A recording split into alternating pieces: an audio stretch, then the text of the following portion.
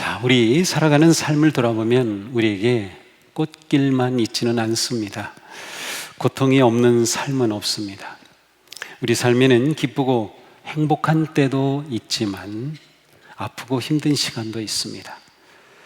우리는 항상 성공하기를 바라죠. 하지만 실패하고 무너질 때도 많이 있습니다. 다시는 기억도 하고 싶지 않은 일로 후회하기도 합니다. 어떻게 보면 인생은 실패와 상처와 아픔을 어떻게 받아들이고 넘어서느냐에 달린 것 같습니다.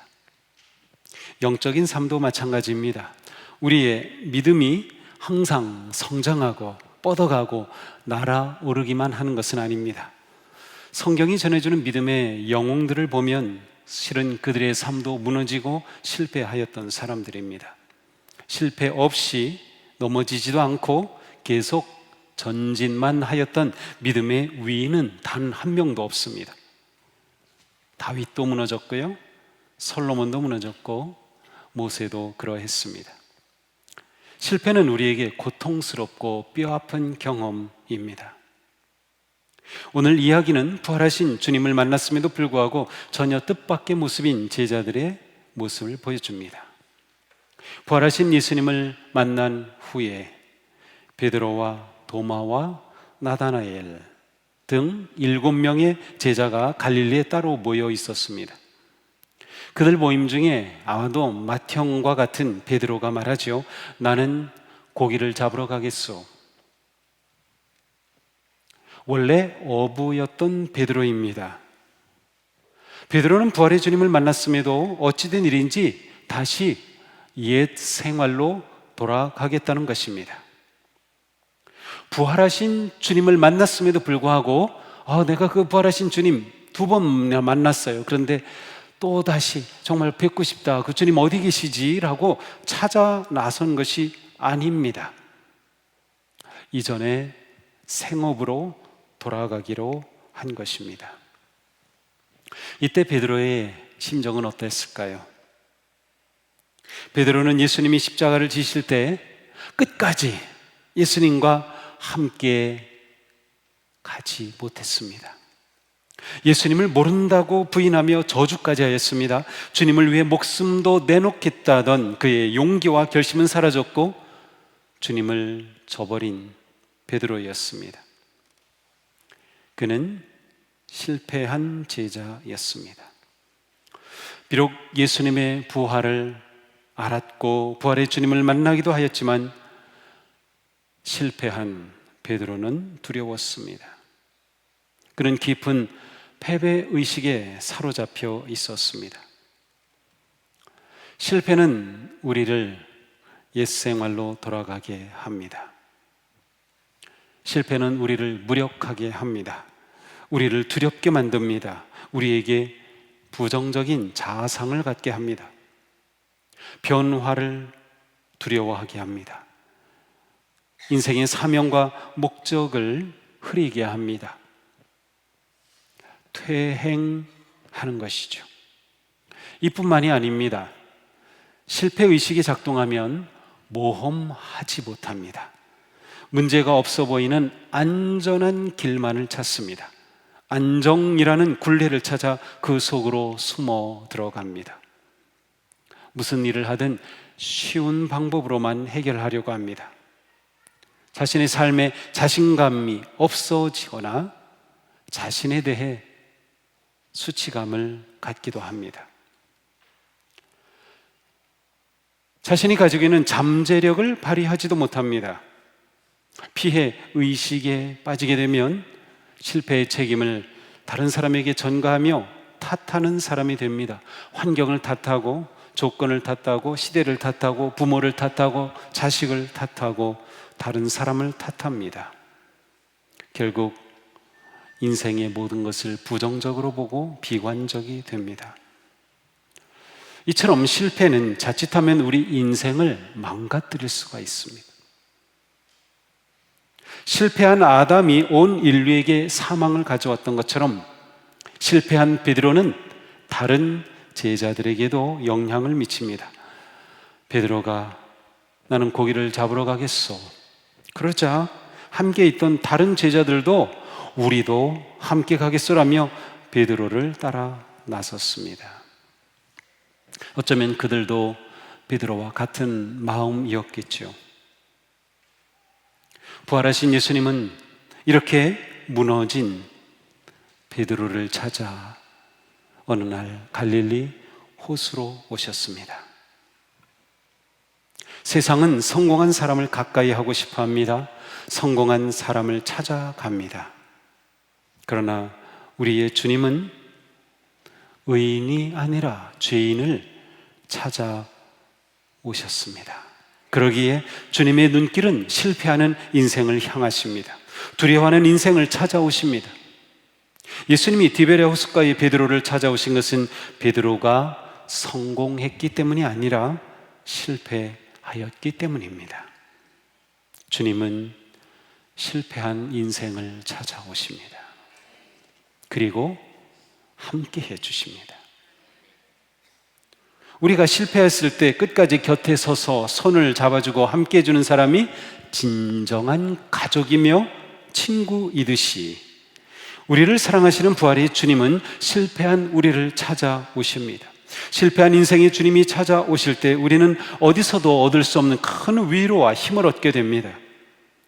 인생은 성공의 때에 어떻게 하느냐도 중요하지만 실패의 때에 어떻게 하느냐도 중요합니다. 실패로 인해 인생이 주저앉는가 하면 어떤 사람은 다시 일어나 승리를 향해 나아가기도 하기 때문입니다. 우리가 실패에 어떻게 반응하고 실패를 어떻게 다루느냐에 따라 우리 인생의 방향과 열매가 결정됩니다. 주님이 실패한 인생을 찾아오시는 것은 책망하고 벌을 주기 위해서가 아니라 위로하시고 격려하시고 잡아주시고 일으키시기 위해서입니다. 이렇게 부활의 주님은 우리와 함께 하십니다. 그러니 위기의 때, 고난의 때, 실패의 때에 부활의 주님을 구하십시오. 주님 부활하셨다고 하는 것이 우리에게 이처럼 놀라운 희망이 되는 것입니다. 부활의 주님을 찾으십시오. 부활의 주님을 의지하십시오. 주님은 나무라지 않으시고 우리에게 오셔서 우리와 함께 하실 것입니다. 우리는 베드로를 보면서 믿음의 길에서 넘어지고 실패하는 이유를 깨달을 수 있습니다. 실패는 그냥 오는 것이 아닙니다. 실패가 오는 길이 있습니다. 그 첫 번째가 말씀과 멀어질 때입니다. 주님은 베드로에게 이미 말씀하셨어요. 시몬아 시몬아 보아라, 사탄이 밀처럼 너를 체질하려고 너희를 소나기에 넣기를 요구하였다. 그러나 나는 내 믿음이 꺾이지 않도록 너를 위하여 기도하였다. 내가 다시 돌아올 때에는 내 형제를 굳세게 하여라. 베드로가 그러자 예수님께 말하였다. 주님, 나는 감옥에도 죽는 자리에도 주님과 함께 갈 각오가 되어 있습니다. 그러나 예수께서 말씀하셨다. 베드로야, 내가 너에게 말한다. 오늘 닭이 울기 전에 네가 3번 나를 모른다고 할 것이다. 예수님은 베드로에게 곧 어떤 일이 일어날지를 분명히 알려주셨습니다. 베드로가 잘 준비하고 대비하기를 기대하셨기 때문이죠. 하지만 베드로는 주님의 말씀에 주의를 기울이지 않았습니다. 왜 그랬을까요? 자기 과신에 빠졌기 때문입니다. 자신만만했기 때문입니다. 베드로는 자신을 너무나도 믿었습니다. 예수님이 말씀하셨습니다. 오늘 밤에 너희는 모두 나를 버릴 것이다. 성경에 기록하기를 내가 목자를 칠 것이니 양떼가 흩어질 것이다 하였다. 그런데 베드로는 말하죠. 비록 모든 사람이 주님을 다 버릴지라도 나는 절대 버리지 않겠습니다. 얼마나 자신감이 넘칩니까? 바로 이 자신감 때문에 주님의 말씀이 귀에 들어오지 않았습니다. 그러나 자신에 대한 과신은 실패의 지름길입니다. 베드로는 자신이 넘어질 수 있음을 깨닫지 못했습니다. 교만함이 가득하면 주님의 어떤 말씀도 가슴에 다가오지 않습니다. 이렇게 베드로는 무너졌습니다. 베드로가 약해서 무너진 게 아니라 오히려 너무나도 강하고 자신감이 있었기 때문에 무너진 겁니다. 바울 사도는 이렇게 말했죠. 그러므로 서 있다고 생각하는 사람은 넘어지지 않도록 조심하십시오. 우리는 약해서 넘어지기보다는 강해서 넘어지는 경우가 많습니다. 교만은 사탄에게 빌미를 제공합니다. 우리가 겸손해질수록, 순종할수록 하나님의 은혜와 능력이 우리를 사탄의 공격으로부터 보호하십니다. 그러나 우리가 교만할수록 사탄의 공격을 보호할 하나님의 권능은 사라집니다. 예수님은 사탄이 밀을 까부르듯이 노리고 있다고 경고의 말씀을 하셨지만 베드로는 대비하지 못하고 사탄의 공격에 무너지고 말았습니다. 교만해지면 믿음이 약해지고, 믿음이 약해지면 사탄이 강해지고 결국 무너지게 됩니다. 우리는 믿음이 떨어지지 않도록, 교만함이 싹트지 않도록 말씀을 가까이 하고 말씀을 꼭 잡아야 합니다. 또한 성도는 기도하지 않을 때 무너집니다. 교만한 베드로는 교만했기에 기도하지 않았습니다. 기도하지 않은 베드로는 무너집니다. 마태복음 26장에는 베드로와 관련하여 이런 말씀이 있습니다. 제자들에게 오사 그 자는 것을 보시고 베드로에게 말씀하시되 너희가 나와 함께 1시간도 이렇게 깨어 있을 수 없더냐? 시험에 들지 않게 깨어 기도하라. 마음에는 원이로되 육신이 약하도다. 예수님은 특별히 베드로 개인을 주목하시면서 말씀하셨습니다. 물론 다른 제자들 모두에게도 말씀하신 것이죠. 하지만 예수님은 베드로가 만나게 될 상황을 훤히 내다보셨습니다. 그리고 무너지지 않을 방법까지 가르쳐 주셨습니다. 시험에 빠지지 않도록 기도하여라. 그러나 불행하게도 베드로는 잠에 빠졌습니다. 기도에 실패했습니다. 기도의 무장이 해제된 베드로는 사탄의 공격에 무너지고 말았습니다. 사탄은 제자들의 리더인 베드로를 공격하였는데 베드로는 기도로 대비하지 못한 거죠. 기도를 멈추는 것은 영적인 삶의 치명적입니다. 우리가 기도하지 않는다면 우리는 어떠한 승리도 기대할 수 없습니다. 베드로는 교만하여 자신을 과신하였고 기도로 무장하지 못하게 되면서 예수님과는 점점 멀어졌습니다. 예수님이 잡혀가실 때 베드로는 예수님께 달라붙기는커녕 대제사장의 집으로 끌려가는 예수님을 멀찍이서 뒤따라 갔을 뿐입니다. 실패는 우연히 오지 않습니다. 실패는 실패하기를 선택한 결과입니다. 기도가 멈췄고 말씀을 붙잡지 않았으며 주님과 멀찍이 떨어진 인생의 실패는 필연입니다. 베드로는 이렇게 무너졌습니다. 그러나 주님 안에 있는 성도에게는 실패가 끝이 아닙니다. 주님은 실패한 인생에 오셔서 위로하시고 만지시고 새롭게 하시며 새로운 문을 열어주십니다. 우리가 실패를 두려워하지 않아야 할 이유입니다. 우리가 실패에도 일어설 수 있는 이유입니다. 우리의 승리는 실패하지 않아서 승리하는 것이 아니라 실패에도 불구하고 승리하는 것입니다. 주님이 실패한 인생을 찾아오시는 것은 위로하고 치유하고 회복하시기 위해서입니다. 예수님은 실패한 베드로와 제자들을 찾아오셨습니다. 찾아오신 예수님은 베드로가 실패했던 그 상황을 직면하게 하십니다. 베드로가 3번 주님을 부인하였을 때, 그것도 저주하고 맹세하며 나는 그 사람을 알지 못하오라고 부인하였을 때 베드로는 대제사장의 뜰에서 불을 피워놓고 불을 쬐고 있었으며 3번째 부인하였을 때에는 닭이 울었습니다. 그때 베드로는 닭이 울기 전에 내가 3번 나를 부인할 것이다 하신 예수님의 말씀이 생각이 나 밖으로 나가 통곡하였습니다.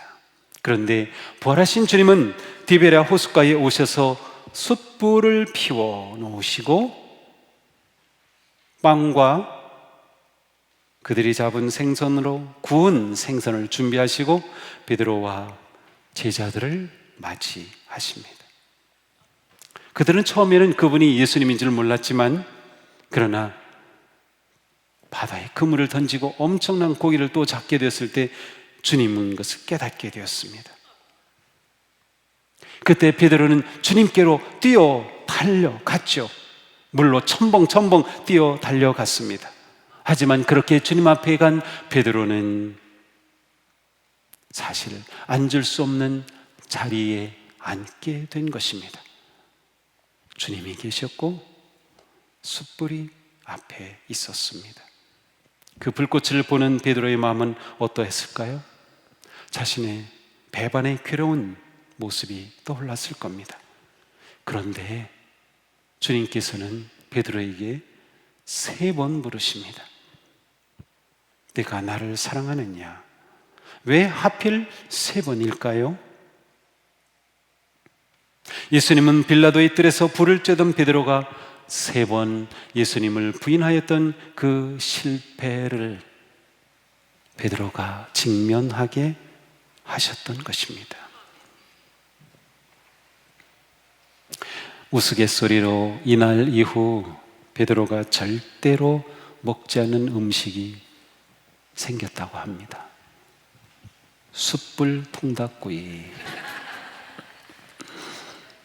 불이 있고 닭이 3번 울었으니 그걸 볼 때마다 베드로는 너무나도 괴로운 겁니다. 그래서 그 이후로는 숯불 통닭구이는 절대로 안 먹었다고요. 그럴 것 같아요. 자, 이렇게 예수님은 베드로가 자신의 실패와 직면하게 하셨어요. 그의 문제와 상처의 핵심을 외면하고서는 진정한 치유와 회복이 불가능했기 때문입니다. 실패를 인정하지 않고서 회복과 치유는 불가능합니다. 예수님은 치유의 주님이십니다. 실패한 베드로가 자신의 모습을 정직하게 대면하게 이끌어 주신 겁니다. 실패를 대면하고 고통을 대면하게 하신 거죠. 실패를 극복하는 치유는 실패를 피하는 것이 아니라 그대로 대면하며 그것을 넘어설 때 일어나는 것이에요. 베드로는 자신의 모습을 그대로 마주해야 했습니다. 자신의 자아를 그대로 보았습니다. 실패한 인생을 보았던 것이죠. 예수님 앞에서 자신의 그 실패를 드러내고 죄를 드러낼 때 치유의 은혜가 임하는 것이었습니다. 실패와 죄는 감춰서 해결될 일이 아닙니다. 주님께 드러내야 합니다. 잠언에 말씀하죠. 자기의 죄를 숨기는 사람은 잘 되지 못하지만 죄를 자백하고 그것을 끊어버리는 사람은 불쌍히 여김을 받는다. 그렇습니다. 이렇게 베드로를 불러 세우시고 치유하시는 주님은 베드로에게 새롭게 사명을 부여하십니다. 내 양을 먹여라. 내 양을 돌봐라. 내 양을 먹여라. 베드로는 주님이 자신을 받아주시고 치유하시고 먹여주시고 위로하시며 새로운 사명을 부여하셔 주심을 통해 실패자에서 치유자로, 무너진 인생에서 사명자의 삶으로 향할 수 있었습니다. 주님의 위로와 사랑을 받은 베드로는 자신이 무너진 그 자리에 머물지 않고 새로운 사명의 삶으로 나아갔습니다. 패배의식을 넘어서 승리의 길로 나아갔습니다. 베드로는 진정한 제자로, 성숙한 제자로 헌신의 삶을 향해 출발하게 되었습니다. 우리 인생 마찬가지입니다. 이 시간 실패하고 상처받고 무너진 우리를 찾아오시고 치유하시고 회복하시는 부활의 주님을 만나기를 축복합니다. 위로의 손을 잡아 일으키시며 승리의 삶으로 인도하시는 그 부활의 주님을 만나기를 축복합니다. 실패자를 치유하시는 주님께서 무너진 우리의 손을 잡아 일으켜 주시고 상처받은 우리의 약한 손을 만지시며 사명자로 세워주시기를 축복합니다. 베드로는 패배의식을 넘어섰습니다. 과거의 실패에 얽매이지 않았습니다. 그의 수치는 극복되었습니다. 그의 상처는 치유되었습니다. 부활의 주님의 위로하심을 통해 실패를 넘어 승리의 삶으로 나아갈 수 있었던 것이에요. 사실 예수님은 이미 베드로에게 분명히 말씀하셨어요. 네가 다시 돌아올 때에는 네 형제를 굳세게 하여라. 예수님은 베드로가 회복되고 치유될 것을 이미 내다보셨습니다. 베드로가 돌이키실 것을 기대하셨던 것이죠. 부활의 주님은 베드로의 실패의 경험이 도리어 승리의 사명자로 거듭나는 은혜가 되게 하셨습니다.